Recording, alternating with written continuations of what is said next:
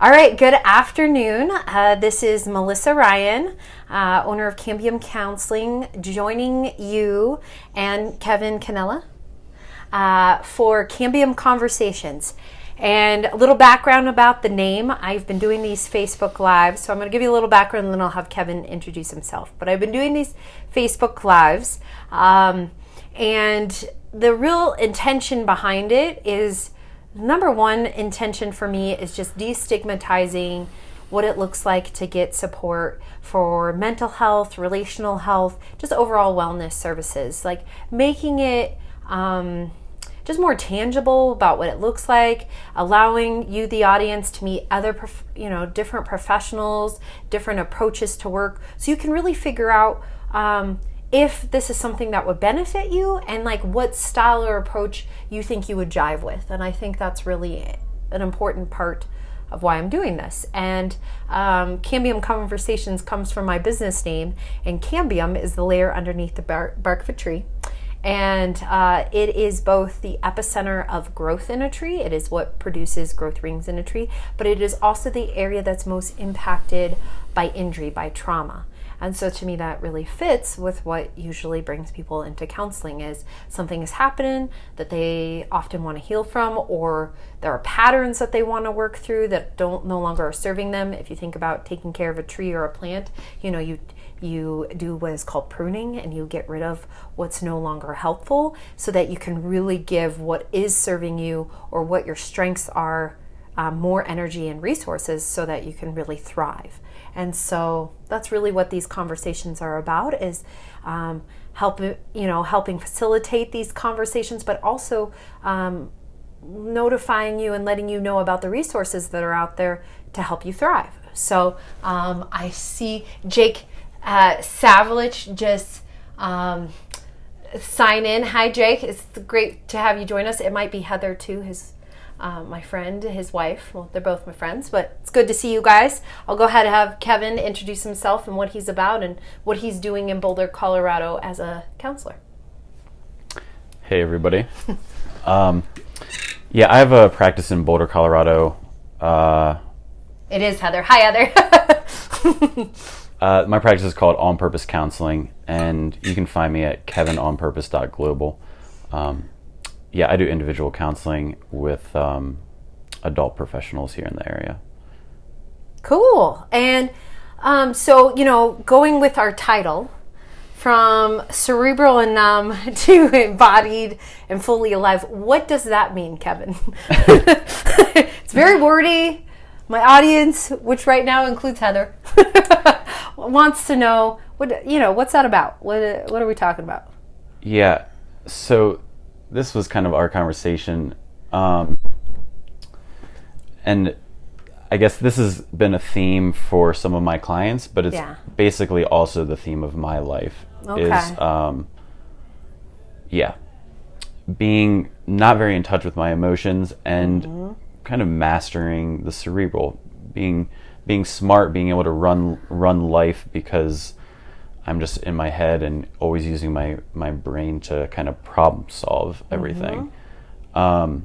Which can be great. Yeah, it can help you be real successful in a lot of areas of life, right? Like, can serve you in a variety of areas. Totally, especially in the culture that we're in. Yeah, it helps you rock and roll in the culture you're in. Oh, I see Mark. Mark is joining us as well. Mark Azalea. What's up, Mark? What's up, Mark? So overthinking is where cerebral can get to be not helpful, right? Like, with the idea that everything can be a gift and it can also have its own like neuroses. And I mean, I think the mind can be a great resource, but then if we're only using the mind and not also using all the information within our feelings, or just working through our feelings to, come out of all of the programming from our childhood, then I don't know, we might get stuck some places. Yeah, so this getting stuck, that seems to be like what you work with clients on, right? So they might come into your office being like, I've thought about this, I've thought about this, I've thought about this. That tends to be, what people say to me when they come in is, we've talked about it, we've thought about it, and still stuck. Have you seen that in your practice? 100%. And maybe you experienced it personally. Totally. Because I think we both said, well, at least I said, I'm a recovering overthinker. I have that. What can be my greatest gift can also be my kryptonite, right? Yeah, and I mean, if like figuring out my problems in my head counts, then I've done everything. You probably have a PhD in it by this 100%. point, right? Yeah. As do a lot of our clients, and there's nothing that gets us so far in the process, right? And then we need something more. And that's what you offer. Is that something more? Is like, yeah, you've thought about it and you've done that piece, and yet you're still stuck. So we're obvious, it's clear we're missing something, or we need more, we need to expand. Totally. Yeah, so we've got down this one way of being, and how can we expand into other ways, paying attention to other things, like body sensations, feelings. Mm-hmm. So what is one way that you've gotten in contact with your body, and how have you found that to be helpful? Well, we were talking, about speaking in front of an audience, and like Facebook Live. And just the anxiety that can come with something like that, speaking in front of people. And so,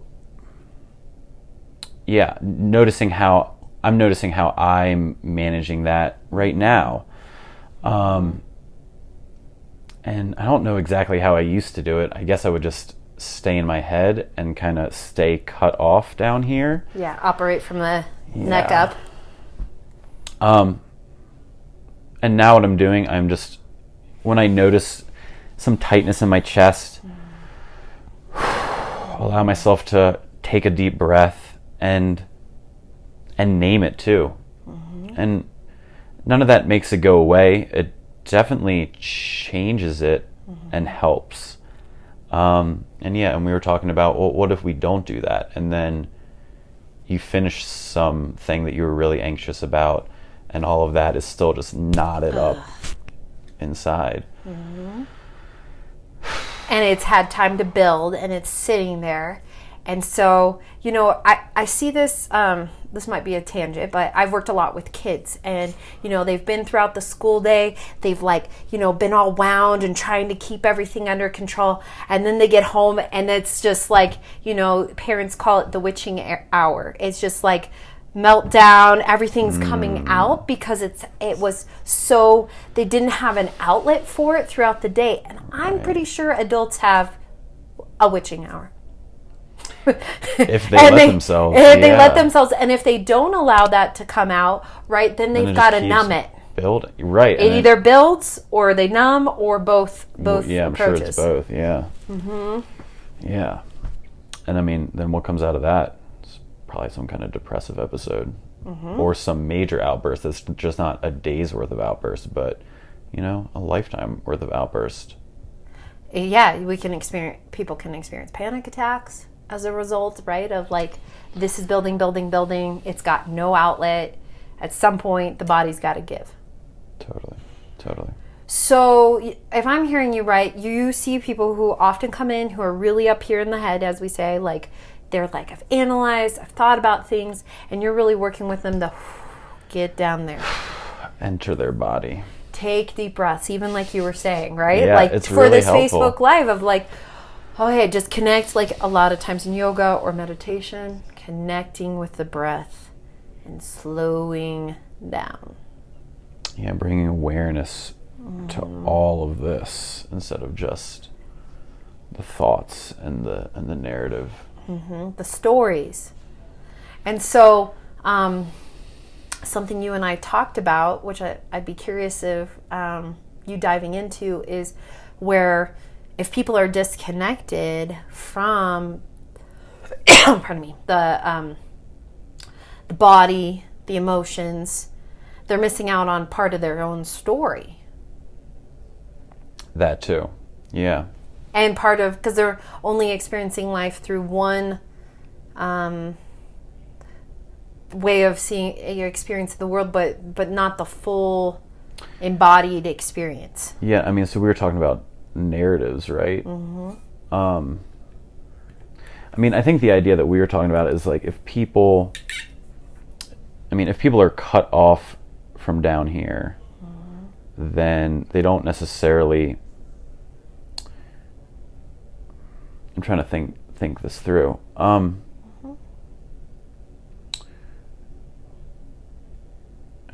Yeah, and I'm trying to connect where the narrative comes into play with people's like core beliefs, which is like that piece that we were talking about. But ultimately,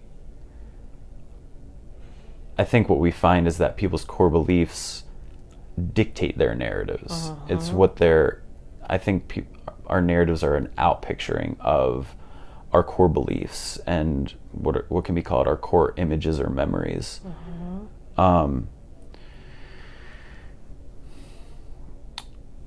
So, yeah, we were also talking about mindset and being able to shift one's narrative or shift one's mindset. And yeah, you were talking about coaching, and coaching is all about mindset, and all of that can be really helpful to a degree. But if we still have this unconscious kind of default mindset, default narrative, it's really difficult to override that just by staying in the mind and not addressing the feelings that created those beliefs and ended up creating that narrative in the first place. So for example, one narrative can be, I'm not good enough. So every day we can do some affirmations in the mirror and say, I am worthy. I deserve. I'm enough. I'm enough. Right? I deserve to have needs. I think all that can be helpful too. But what will really drive that new narrative and that new belief into the system is an experience where they feel good enough, that they are enough, that they're deserving. And so it was a lived experience, probably from childhood, that brought that negative belief and that negative narrative, self-narrative, to begin with. So then, how do we install a more positive belief? Again, yeah, you can go in front of the mirror and just say it to yourself. Also, on top of that, you can come to therapy and begin to have what we call a corrective emotional experience, where in the room you experience being good enough.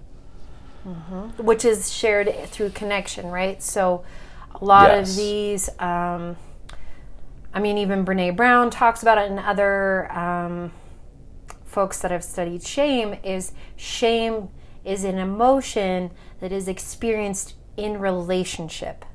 So we feel not good enough, we feel not worthy with regards to relationship and connection. And so therapy provides us opportunity to shift the mindset or the narrative through a new relationship. A new relationship, like you're saying, that has the element of a corrective, reparative experience. Yes. Totally.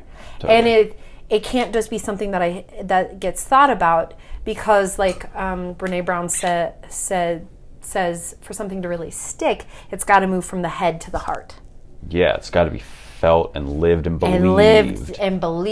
And it's embodied, right? So what we know about like value systems and beliefs, right, is that's all subconscious. Right. You know, Mark Azulay, who gave us a shout out, his talk was about working with the subconscious, and a lot of therapy, it really is that, looking at what's happening body sensations wise, beliefs, values, and first understanding what they are, right? Because you can't change anything you're not even aware of, right? Totally.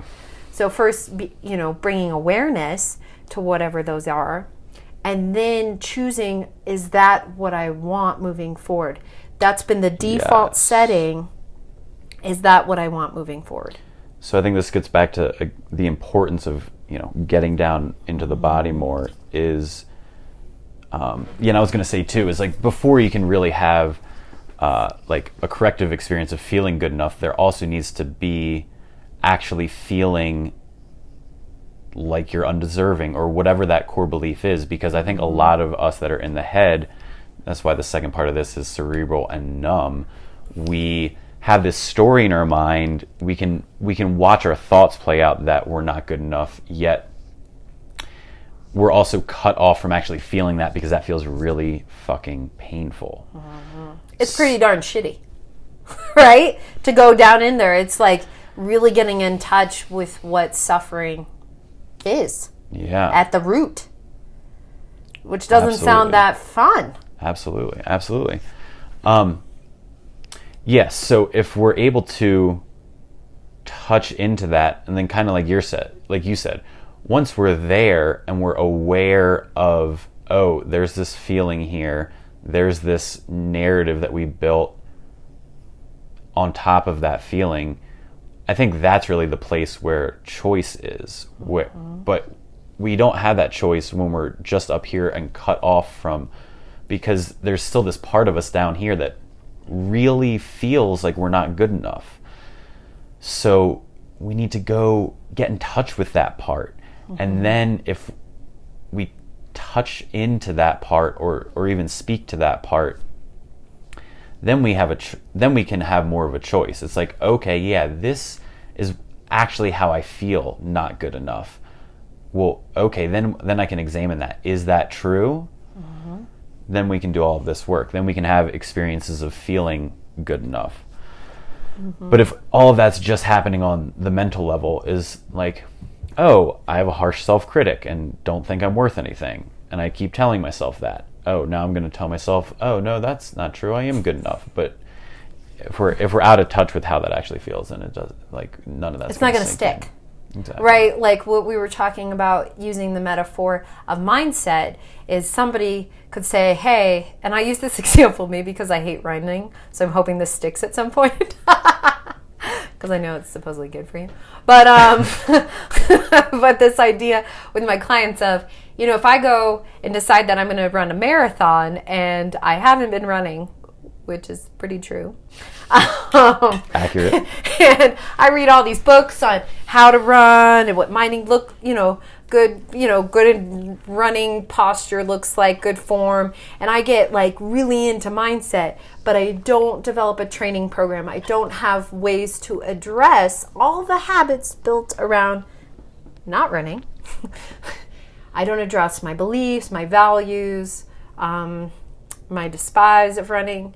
I can only get so far. Right. The mindset piece is only going to get me so far. I have to live and breathe new experiences. Yeah, and kind of how I was saying it was like, yeah, if I only do mindset work around a marathon and get myself super amped up to run a marathon, maybe the day of, with no training, I'll run like 7 miles instead of 3 because I super amped myself up and got myself in the right mindset that I'm going to go after this. But if you train and get yourself amped up, using the mindset. So if you train and use the mindset, then that's really where you'll actually see results. But clearly the first step is to actually train, and almost the mindset is helpful, but it's like, well, yeah, you got to train for the marathon. And I think the analogy here is, once again, the like affirmation mindset work is super crucial, but what is the training?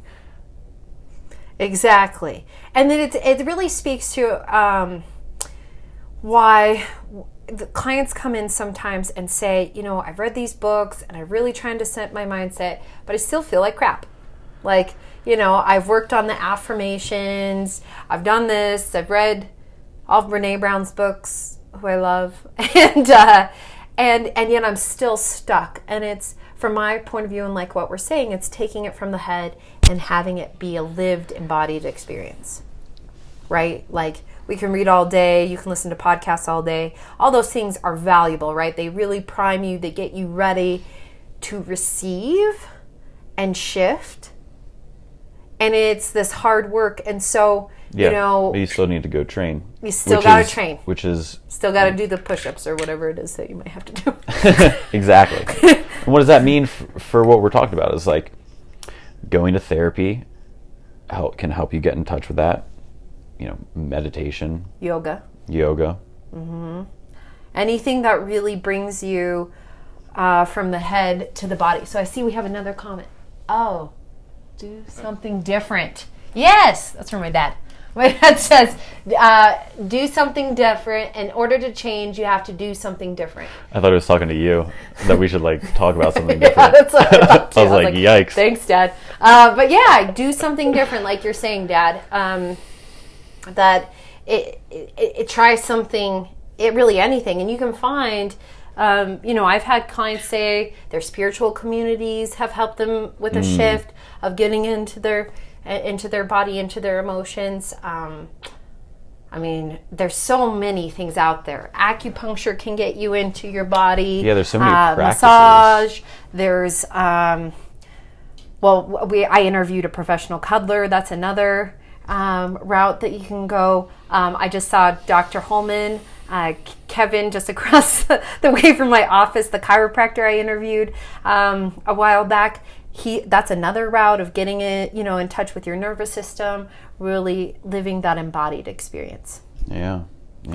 So I believe we're getting close to time. So what would you like to leave the audience with as far as lasting thoughts or nuggets from our conversation? Well, thanks for checking us out. I'm in Boulder if you want to learn more about what I do. Once again, kevinonpurpose.global. And go find a practice that works for you. It could even be journaling. Go find a practice that works for you and helps you get more embodied and helps you just pay attention to what's going on in your body. And to me, it's really all about the body sensations. Just starting to feel the body sensations will give you so much more information to work with. So much wisdom, right? Like, there's more data. Exactly. And when we have more data, we can make more informed decisions. 100%. And the other thing that you said that I thought was so cool is when we really get into the body and we see that there's these beliefs, these values, and deciding, do I want this moving forward or not? And you get the power of choice. That really is what freedom is about. You really get to be free. Yeah, choice is freedom. Which is pretty cool. Right, to have choice over choice over my narrative instead of only having one track narrative that was installed from some shitty experience that I didn't quite integrate. Or accumulative, right? Sometimes people are like, I just lived and living is hard. So, right? So, like we said, I was like, there's a whole religion on that. But moving beyond that. And that's what we're inviting you to do. So, like Kevin said, there's information. We'll link to his Facebook page for his business. We're glad you joined us. It was great having feedback and comments. And as my dad said, try something different. Cool. Thanks, y'all. Thank you.